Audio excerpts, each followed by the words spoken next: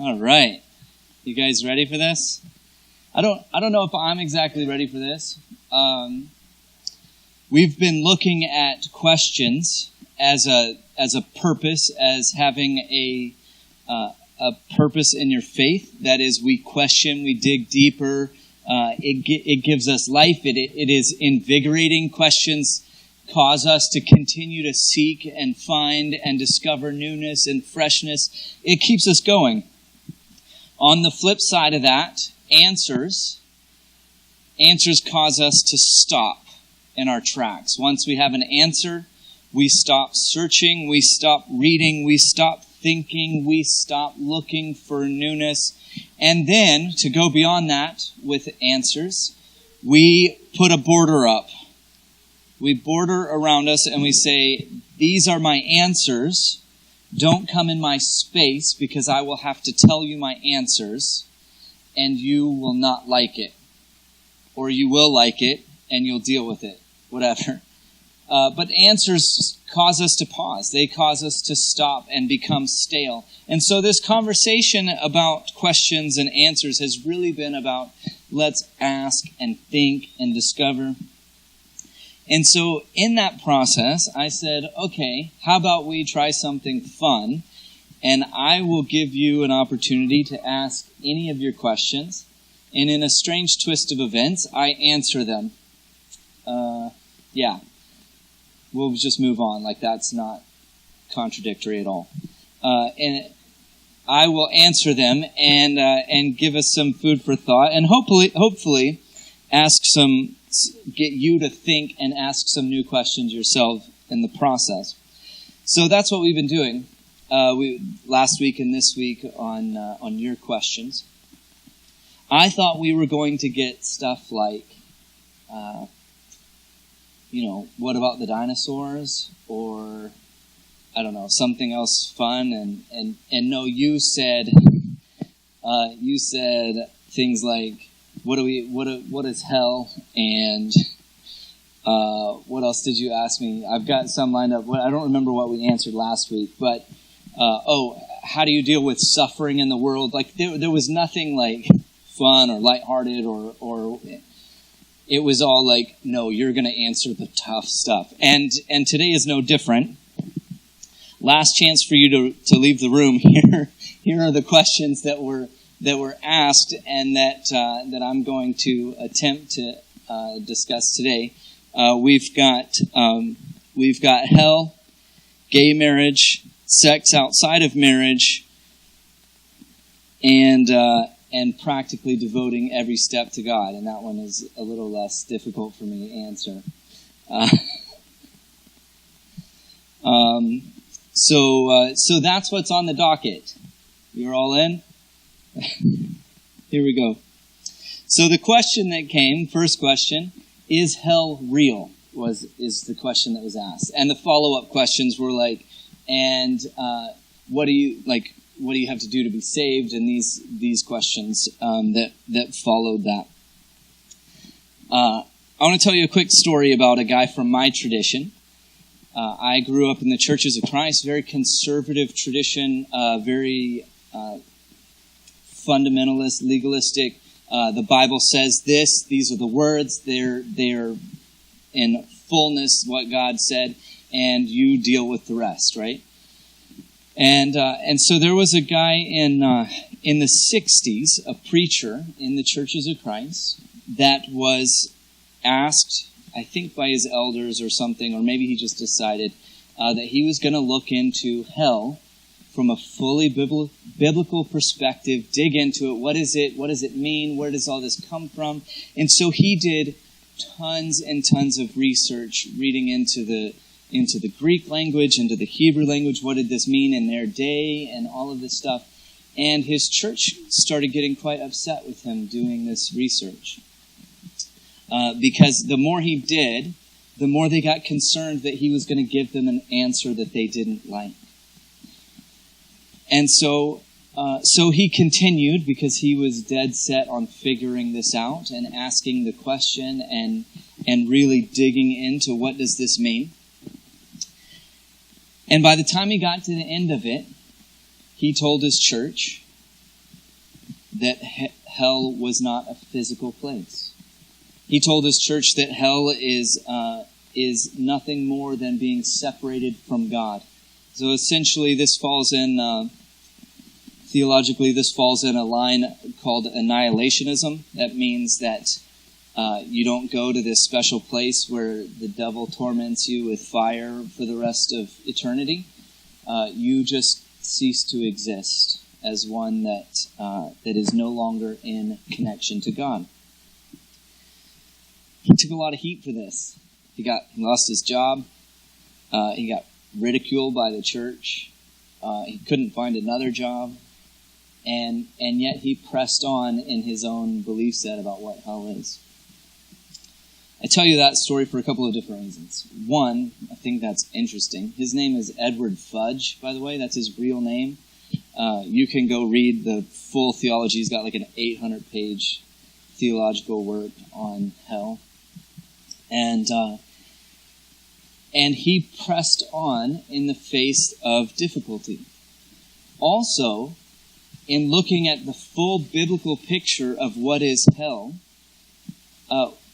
many words get translated in our text, and because of our culture, because of our understanding and upbringing or whatever it is, we have automated what this term means to us.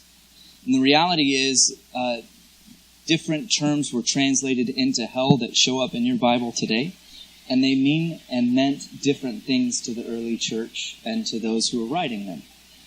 Same for those in the Hebrew scriptures that were written in Hebrew. Different words show up, and they don't. None of them really have an image of a red demon guy with horns standing over people as they labor in fire to lift big boulders or something like that shows up in the cartoons. So there are options. I guess I'll leave you with that. There are options to hell. Here are questions that I ask when I think about hell. How do I deal with people when they wrong me? Why am I asked to forgive 7 times 70 or 77 or however that's translated from Jesus' words? Why am I asked to forgive endlessly and God is not doing that? I ask questions about what the purpose of a hell would be. Like why is that necessary? I feel like God doesn't do things for fun, and a real physical hell looks like fun to me. Put that in context. It looks like it doesn't have a real purpose. Like what is that? Like if you don't get to make another decision, like it's just torment for the sake of torment, and we don't even allow that from our governments, right? If you don't have anyway. So why would I hold myself to a different ethical standard than God does? That seems weird to me. I ask questions about the purpose and why, and what does it mean if there isn't a hell? Does it change what God did for us through Jesus if there's not a physical hell? Does it change what Jesus has done? These are all questions I ask, and I realize you have to answer those questions for yourself. And this is the part where I put in a disclaimer. If you want to talk more about that, I'm going to stop now, but if you want to talk more about hell and salvation on top of that, let's do that. Let's do that over coffee. Let's spend time digging into the text and that sort of thing. 5 minutes doesn't really do that. To be honest, I like to focus my time in different places, and so I'm not going to give you a sermon series on hell either, so we're not going to do that here. But I would love to sit down and talk with you about it and sort of walk you through some of those different texts and things like that. So there's hell. We do have some options. You could You can go on the far right, whatever. You have this idea of a physical hell that somebody that doesn't make their decision in their lifetime goes to, burns, suffers torment, whatever. In the middle, you have this annihilationist thing where God you just cease to exist. Without God's love, without God's connection, without that, you're not connected to anything, and you cease to exist. And on the far left, if we continue this route, we have this is a really controversial word, so use it wisely. We have a term called universalism that says that when Jesus died, that blood, that life covered the sins of everyone and everything. And so you have some options to play with. Just know if you're on that far left, most of the church is going to call you a heretic. We've already talked about heretics, though. That was fun. All right. How was that? Your eyes are glazed over. You're like, oh, thanks, Bradley, for really setting the tone for this. Fine. It gets better because now we're going to move to gay marriage. So the question is, you ready to move on? If we had a podcast, we'd put a little music interplay in here and move it forward. Why is gay marriage so divisive? And to be honest, this is a really tough question to ask. Because we look at, regardless of your theological or biblical position on homosexuality or same-sex attraction or acts or whatever, regardless of your biblical position, the question is really coming from the place of why does this specific item cause so much division and so much controversy and so much hate, to be honest. So much hate from church, from Christians. And there's a really... I don't know that answer. That's the short story. But I'm going to tell you a little bit of the story of over the last 100 years, 120, 30 years, about homosexuality in North America. And another short little disclaimer. This is mostly from a U.S. perspective because most work done on these kinds of questions have come out of the U.S. And there is some research that's been done in Canada. I have not read that yet. I will. And if you want to talk more about it, we can go through that later. I'm going to give you the shortened version that's mostly from U.S. perspective, which is also, I mean, there's a bleeding of cultures here, right? So it's hard to divide those sometimes. But here's the deal. Homosexuality wasn't a thing until the late 1800s. I don't mean that people that were only attracted to the same sex didn't exist before that. I mean to say that we didn't have a way of talking about that. We didn't have a way of recognizing that. We didn't even identify our sexuality as so now we define our sexuality based on the object of our attraction. That was not done 100 years ago or 120 years ago. And a couple of people in Europe started doing research into this. Actually, a guy who was only attracted to other men said, surely I'm not the only one. And he starts thinking and he starts putting together theories on what's going on and what this is. And from that moment on, the end of the 1800s, we begin this course down to where we are now and trying to figure out, okay, what does this mean and who are we as sexual beings? And so that's been the slow process. Now, some really strange things have happened along that road. To begin with, so even into the 1910s, 1920s, in North America, we didn't have an understanding of homosexuality that we do today. What we had, actually the term that was most often used was sexual inverts.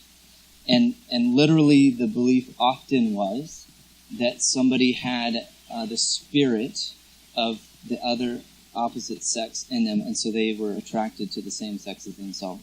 Like, that's the kind of brain work we're doing, okay? So along that route, this is really, it's convoluted. This is like, we're condensing tons of material here. Along that route, we begin to study more, research more, but some problems occur in the research process. To start with, the American Psychoanalytic Association, I'm seeing yawns, it's fine, we're going to press on anyway, didn't allow proper research to be done that went against the grain of their work. In fact, it wasn't until like 2001 that the association even allowed homosexual people in, or transgender people into their association. And so all of the work being done was from the outside perspective. Next thing that happens is that research that gets done has very slanted bias to it. Somebody that has studied under Freud has, like, everything is sexual for Freud. This is really a weird message today, okay? Freud has this very sexual interpretation for everything that could go wrong in life, right? And so somebody that's studied under Freud starts doing work and starts putting out information. Some of these, like, super significant works on homosexuality were done with, like, 13 clients. And so you have loads of information put out based on very few numbers of people that they can actually talk to. On top of that, some of the research was done. They would one of the biggest research that was done was actually done through a guy who had a therapy office, and so all of his work was done through somebody that was coming in for some other type of therapy. So mental health issues or different things, and then pulling from his partner's clients as well, all that have come in for things like schizophrenia or, I don't know, I can't remember the list, but essentially almost everyone that is there to do research on is coming from other mental health places of concern. And so the research, seriously, on into the 60s and 70s is all almost pointless. I mean, it is almost impossible to take that information and to translate it appropriately to get something out of it. So words that got used, because this is seen as a mental health thing, words that get used and interchanged as homosexuality comes into existence, and as, to be fair, as heterosexuality also comes into existence, psychopath, perverts, things like pedophilia. These are terms that got crossed with or often associated with homosexuality. So if you tell broad culture that someone who is attracted to the same sex is a psychopath and is a pervert and is going to recruit your children, you put up walls, right? You create moral grounds based on these informations. You begin, and just like we had the Red Scare where we went and rounded up communists or anyone we thought would be communists, the U.S. government actually had what's been termed, what's the color? I don't know. It's like lilac or something. I don't know. purple scare. I'm sorry, I'm blanking on the word that's used there. The U.S. government actually put out a thing, said this is in contrast to the research that was done. They put out a thing that says these people are a risk to our national security. And across the government, they insisted that people turn over anyone that was homosexual, that maybe was more effeminate male, that was more masculine woman, and so literally thousands of people lost their jobs, lives were destroyed. This is all part of culture. These are things that you say about, like, communists are going to destroy our country. When you say the same thing about a group of people, there is extreme amounts of hate and fear and division. The church didn't get really involved in that until the 70s and 80s, when the political right began looking for ways to garner the Christian vote, because they really weren't voting.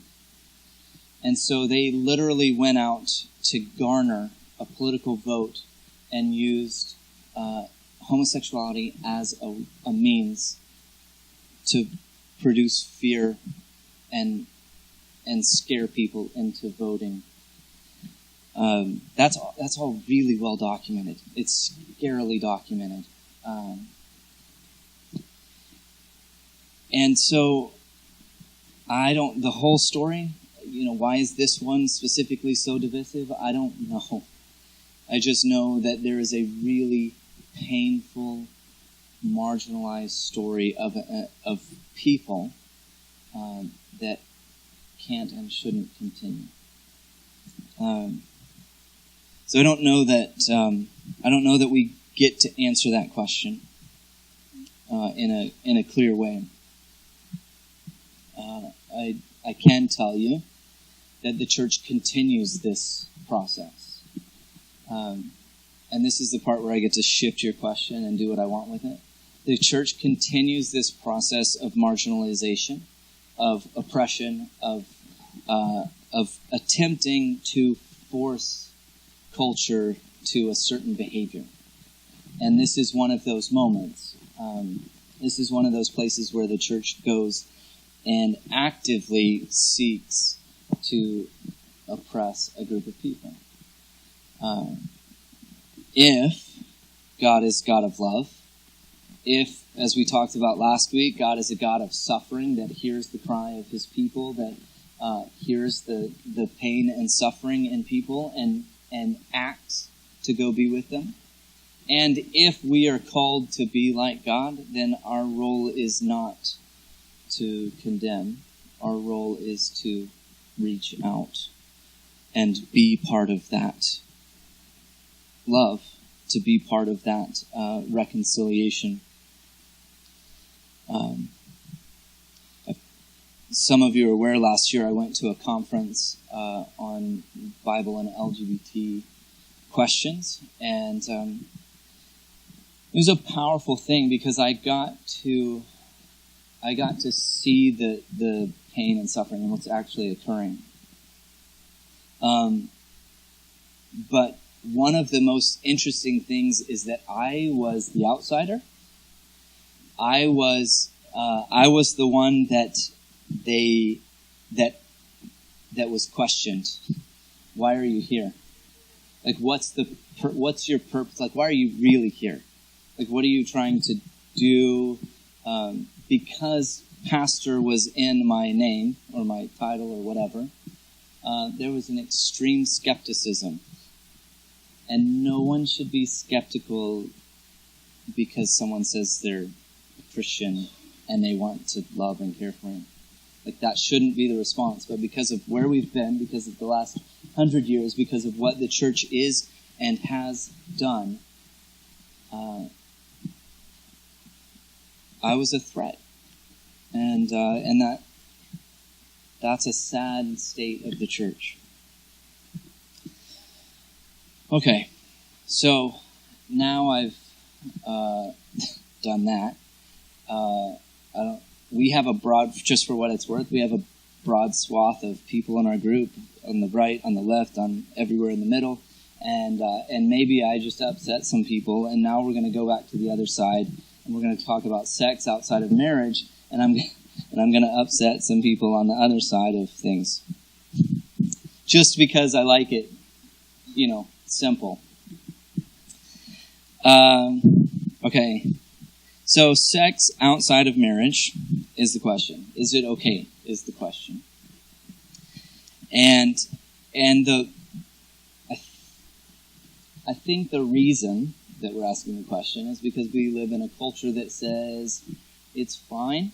Consenting adults is what it's about. As long as you're giving consent, then everything is sort of in the field of play. And there's a fine line here as a church as we make that statement of what's what, right? So I want to make sure that I'm trying my best to make this non-personal thing, and I recognize that this is an extremely personal topic. So here's the deal. The Bible has some really weird things about marriage and life. And it's not until we get into the later parts of the New Testament that we actually get someone telling us something that looks like what we have decided marriage is. So we just walked through Genesis, or most of it, in our Bible study. In Genesis, you have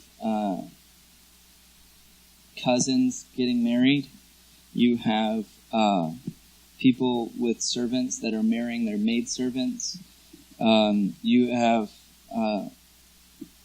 people that lose their husband, and then the law is that his brother is now supposed to come fulfill the marriage vows, that is, produce children on his brother's behalf.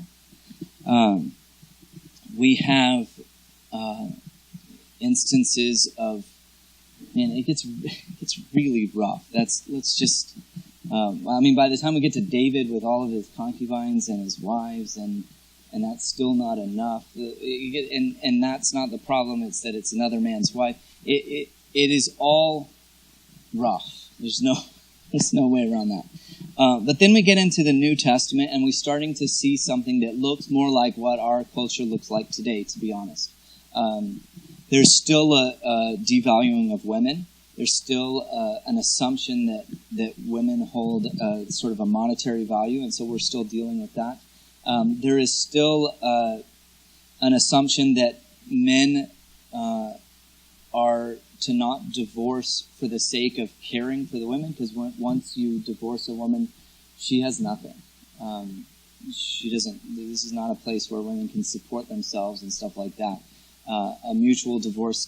What do we do? This is so difficult. Anyway, it's complicated. That's what it really is about. And then we get Paul, and Paul is super interesting because Paul wants to say, look, don't have sex. That's what Paul wants to say. Don't have sex. And then he has to tell married couples. We actually have a letter of him writing back to married couples, and he actually has to tell married couples, look, you don't have to withhold sex from your husband or your wife because, we're trying to stay pure and be focused on faith. Like, that's not what this is about. And then he says, this is the fun one. He says, if you are so inflamed with passion that you can't control yourself, fine, get married. I love that. I love that because it is completely out of bounds of any reason that we talk about marriage. And to be honest, for the church, up until the 20th century, the church is talking about marriage as a procreative purpose. And so that's the point.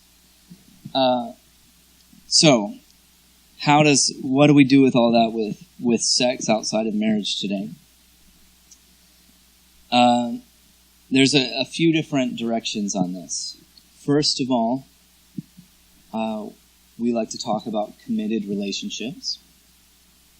From a relational standpoint, from a mental health and even physical health standpoint, it is more advantageous for you to have fewer sexual partners.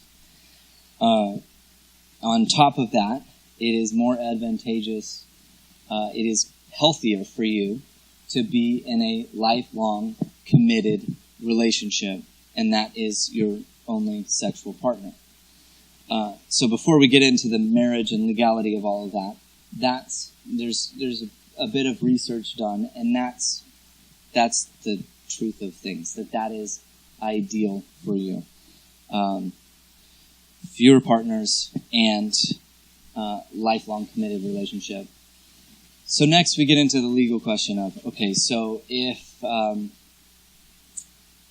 supposed to be married, and we're just talking about a legal thing where some pastor or person with jurisdiction to say I'm married signs a special slip and then I'm married, what does all that mean if I love my boyfriend or whatever and he loves me and we're committed to each other? What does all that mean?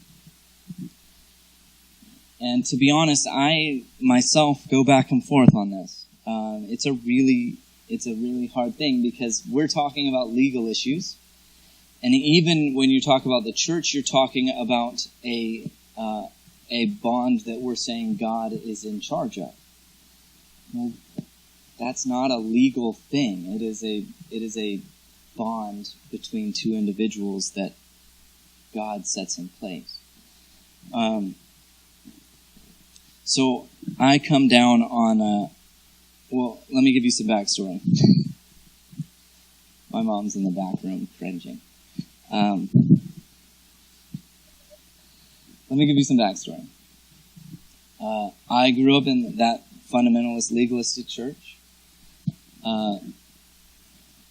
Do anything, but it's fine. You'll be okay. But sex, drugs, alcohol are the big no-nos.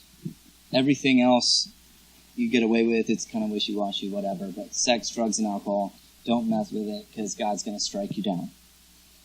Maybe they didn't say that, but it really felt like that's what they meant. God's going to strike you down.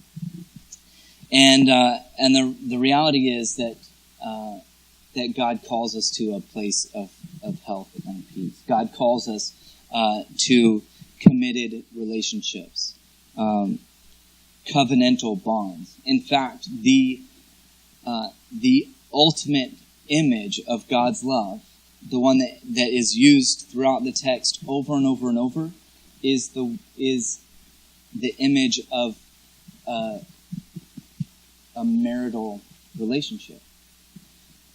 And it's not because God is doing something special in that moment. It's, I think, because God from the other direction is saying, here is where you are showing at your best God's love for somebody.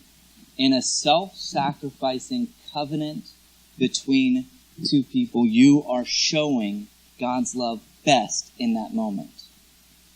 And so the text constantly uses the marital relationship to explain God's love for Israel and Israel's commitment in response to God. And further, when we get into the New Testament, Jesus does the same thing with the church. And so here's the place where we see the purest expression, this is how I like to put it, the purest expression of God's love is in a marital, covenantal relationship. Can you get that without a slip of paper? Probably. Does the slip of paper indicate a covenantal commitment you're making to someone? Today, sort of. Let's be honest. Sort of, because it's a paper in and it's a paper out, right? But the purest expression of God's love happens in that marital commitment. And so I guess at the end of that, I say sex outside of marriage is not all that healthy for you. That's how I'm gonna put that, and we'll just leave it there. And again, if you want to talk about that and how that gets sort of worked out in daily life, in your faith, biblically, if you want to talk about it biblically or theologically, like let's do all of that. But that's about all the time we have. So I only got to the fun ones. We're out of time. The last question was, how do we practically devote every step or every breath to God? And I can't answer that. Just plain and simple, I can't answer that. I will tell you, there's some really cool research that's been done on prayer and meditation. And 15 minutes of prayer or meditation a day, say 6 times a week, gives you better focus. It literally changes the way your brain functions. It allows you to be more in tune with life, with your experiences, with God. It allows you to make better decisions. That's all practical, but on a faith question, that also gives you some really significant power to be focused where you're supposed to be focused on God in your decision making. So without going fully into that, prayer and meditation is a great place to start.